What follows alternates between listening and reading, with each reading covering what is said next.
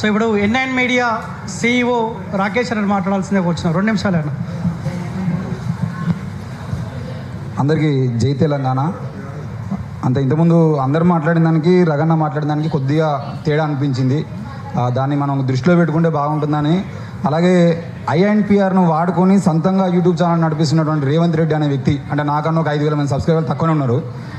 రేవంత్ రెడ్డి అనే వ్యక్తి కూడా అంటే మాకు ఇక్కడ ఉన్న వాళ్ళందరేమో వాళ్ళ జీవితాలను త్యాగం చేసుకొని యూట్యూబ్ ఛానల్ నడిపిస్తున్న వ్యక్తులు.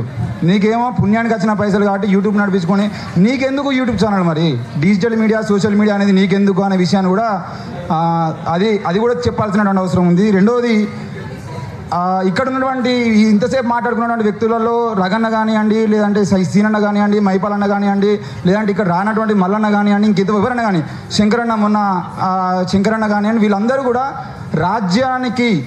రాజ్యానికి టార్గెట్ అయ్యి వాళ్ళు జైలుకు పోవడమా లేదంటే పోలీస్ కేసులకు పోవడం అనేది జరిగింది. కానీ చాలామంది నవ్వుల పాలైనటువంటి జర్నలిజం కూడా చేస్తూ ఉంటారు. కాబట్టి ఎందుకనంటే నిన్న ఆ ఎదురుగా కూర్చున్నటువంటి వాళ్ళందరూ కూడా జర్నలిస్టులే. మీరు అది దృష్టిలో పెట్టుకోవాలి. మండల నియోజకవర్గ స్థాయి జర్నలిస్టులందరూ నిన్న రేవంత్ రెడ్డి మాట్లాడుతూ ఉంటే చప్పట్లు కొట్టిరా అంటే మనం కూడా మారాల్సినటువంటి అవసరం ఉంది.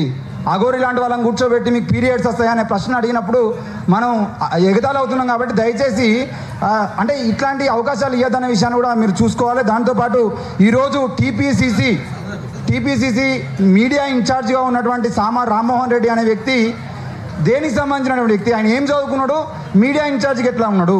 ఈరోజు ప్రెస్ అకాడమీ చైర్మన్గా ఉన్నటువంటి కె శ్రీనివాసరెడ్డి గారు ఏం చదువుకున్నారు, ప్రెస్ అకాడమీ చైర్మన్ అయ్యారు.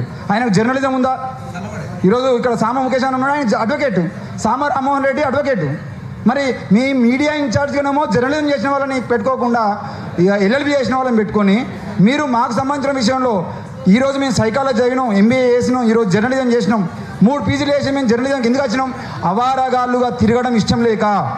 నిన్న నువ్వు మాట్లాడినావు కదా, ఈరోజు ఇక్కడే ఉన్నాడు జనార్దన్ అన్న రేపు పొద్దుగాల అవారాగానిగా తిరగకుండా జనార్దన్ను జర్నలిస్ట్ చేయాలటువంటి ఆలోచన నువ్వు చేయకపోతే ఉద్యోగాలు వేసేది ఉంటే వీళ్ళందరూ ఎందుకు ఈరోజు యూట్యూబ్లు పెట్టుకుంటారు?